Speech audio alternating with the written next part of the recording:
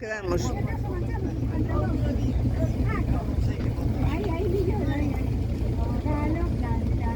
Outro día, cando... Todos los titiños que dormen fora. Xentes que sobre as catos estaban por aquí. Bueno, pues...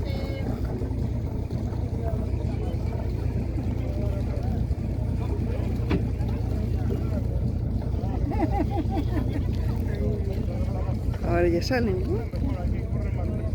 Al van. Igual fanche falta 5 meses para que colla verde. Non me digas, esa diferencia até é debido que hai moito agua dulce aquí ou no brote, non sei, todas as dúas. Pero Eso ten que ser, se no grave eso está moito doce. falando cos pesqueros, a xente do grave que bota aquí o verán, en 2 meses teñen o barco sustísimo. En cambio no grove están todo o ano e non colle ese vertido, ese limo. Vou tirar, vale, despois, cando che diga eu, recuéntate este lado solo. Vale. Sí, no, vou levantar ahora, despois cando che diga eu, me plato, no Manuel. Joder, que pesado.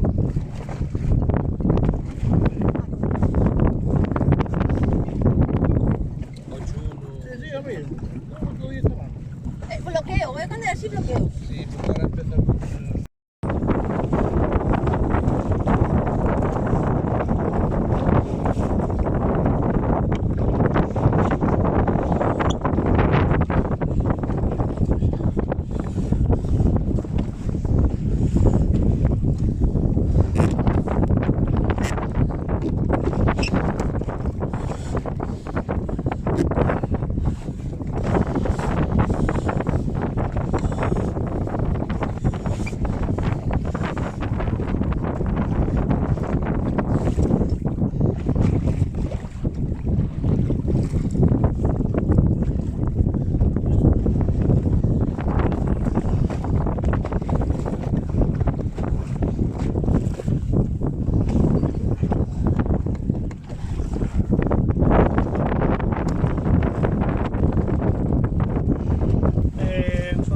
De amigos da Dorna, normalmente patruleo esta embarcación chamada Surfeira.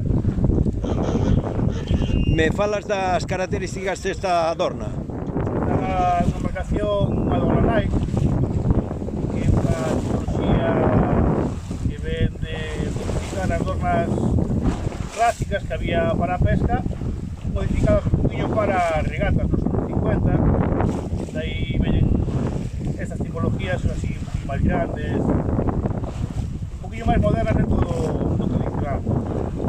Aí entramos dentro das dornas, pois temos dornas de 4 metros, as máis abundantes son de 4,60 e despois, pois, depende onde foran pescar, pois eran máis grandes ou máis pequenas.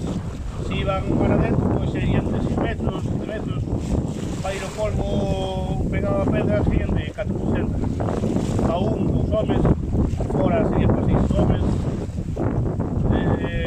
Todo iba en función tamén do que cada familia pode ir a adquirir.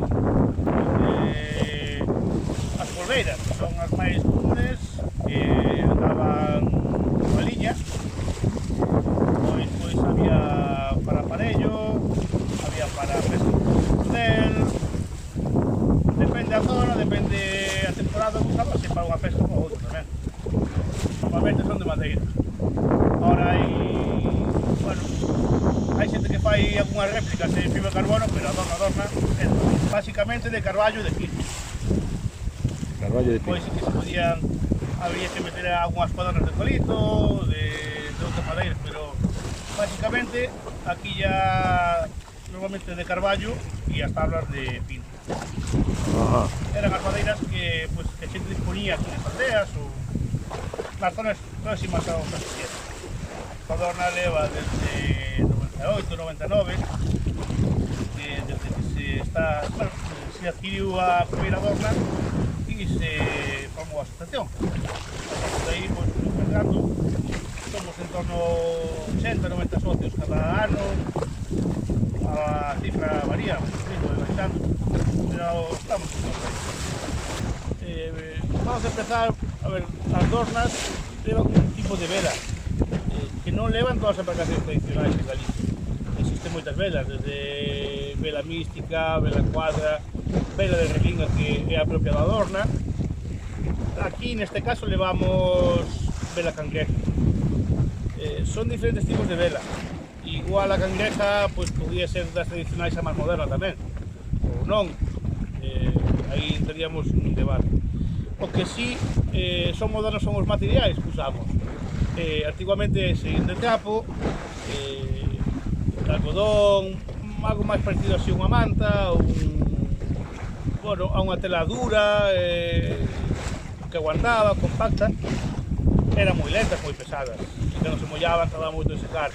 Hoxe en día xa usamos materiais modernos que, bueno, que nos acompañan para facer unhas velas máis eficientes. Neste caso, levamos unha cangreja, unha maior, e levamos un foque e unha trinqueta. A cangreja, pois, é unha vela que ten un pico, ten unha boca, unha vela cuadra. Dime dos nombres das dornas. A ver, antiguamente solíaselle poñer un nombre femenino. Nos aquí, en xeral, sí tamén son femeninos, pero bueno, por exemplo, esta ven sendo a surfeira e esta era dun socio e puxo ya el así porque lle gustaría. A jatiña, pois, oye, porque en Porto Novo somos gatos.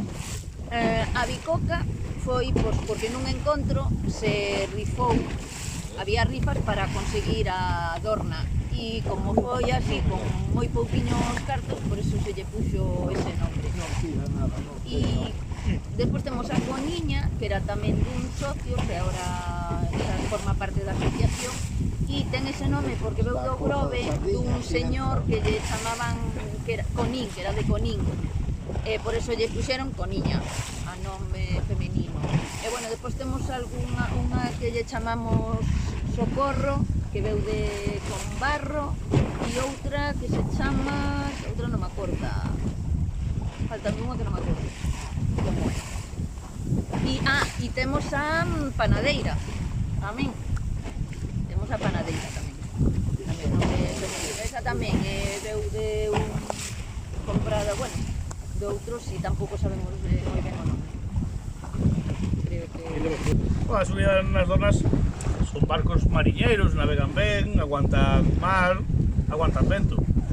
Dentro das súas limitacións, pois sempre nas regatas, sempre con moito vento, suele haber algún incidente, porque se levan ao límite. Rompe algún pao, algún barco, nalgúna terruchada, pois mete agua e afunde un pouco, pero sempre porque se levan al límite. Cando vemos que hai moito vento, podemos achicarlle un cacho de paño á vela e con menos vela navegamos máis seguros e chegamos a porto. Non se pode arriesgar.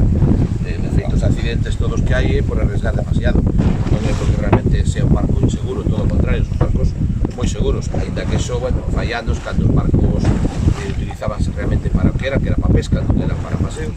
Pois tamén ten habido accidentes. Eu, de feito, pois, teño un pariente meu, un tío meu que falleceu aí na lanzada, pois un día desos que salían a pescar, pois como hoxe, que está un día maravilloso, en cuestión de minutos, pois o mar puxose un pouco bravo e volcaron, pois falleceron as dúas personas que iban no barco, que eran unha dorna precisamente que, bueno, les decían que todo o mundo decía que eran son barcos mariñeiros, pero son accidentes que se teñen. Bueno, explícame a construción dunha dorna. Bueno, basicamente unha dorna se construe a partir de unha quilla, unha roda e unhas cuadernas. Despois o que é o casco construese ou fórmano 5 tablas por cada costado. Cada tabla ten o seu nome, pero dá igual que a dorna teña 4 metros a que teña 10. Sempre son 5 tablas por cada costado. Aquí hai carpinteros de Ribeira que fan dornas, ou? Van quedando menos, aínda quedan, pero é algo que sí que vai en detrimento. O futuro é un pouquiño oscuro, non hai... Bueno, non hai basicamente futuro porque non hai tanto negocio como había antes. Antes construíase moitos barcos de madeira, mas agora o sistema non é que beneficie, sino que pon moitos inconvenientes na construcción madeira. Fálame de cales son os mellores constructores da zona. Bueno, aquí hoxe en día en activo que ainda fabriquen dornas ou fabricasen dornas, pois pode ser a familia Garrido, no Grove. Hasta fai uns anos había algúns fabricaban na Illa da Arousa, tamén Coquiño e Ribeira. Cando menos ahora xa non quedan moitos que estén así. Que pode costar o facer unha adorna? Bueno, o coste depende o que pida un carpinteiro, pero si pensamos que son 4 madeiras, pois a madeira non é moi cara. Si a construcción e o tempo que leva. Unha adorna como esta pois sería miles e miles de euros. Unha pequena pois non podo decir, pero o caso podría andar en 5.000, 6.000 euros. É unha cifra que non sei, pero bueno, aí andaría sin nada. Depois as velas son caras, todo vai sumando. Fálame do mantemento, a parte do amar, etcétera, etcétera, fálame de todo eso. Bueno, o mantenimento destas embarcacións, pois sí que é algo máis arduo, é algo que se ten que facer cada ano, limpar o casco, sacarlle toda a bichiría que se pega na obra viva, pintar a obra morta, por dentro hai que dar alquitrán, hai que cuidar a madeira para que aguante os maiores anos posibles. E se está no mar, mellor, porque ao final o mar cuida da madeira, pero non quita que teñamos que darlle máis traballos. Estas embarcacións teñen un tratamento especial á hora de pagar impostos? Deberían, sí que estamos pelexando nos últimos anos na cuestión dos amarres, todo o que teña que ver con portos, intentar ter unhas... Según a lei, temos unha excisión do 90% en tasas e demais. Moitas veces non aplican e aí ven as nosas batallas. Ou non aplican, ou non nos dan plazas, os impedimentos son maiores. Levamos anos e anos e anos reclamando un espazo, un pantalán, pagando e non damos conseguido. Outras asociacións igual pois han tido mellor camiño, nós aínda non. Contame o futuro. Bueno, é un pouco incierto porque quen ten que axudar en todo isto é a administración, está claro. Non unha, sino todas, non? O sea, estamos falando dun patrimonio histórico, un patrimonio que foi a base fundamental, sobre todo, das zonas costeras de alimentación e de todas esas familias que se alimentaron gracias ao mar, e sobre todo as dornas.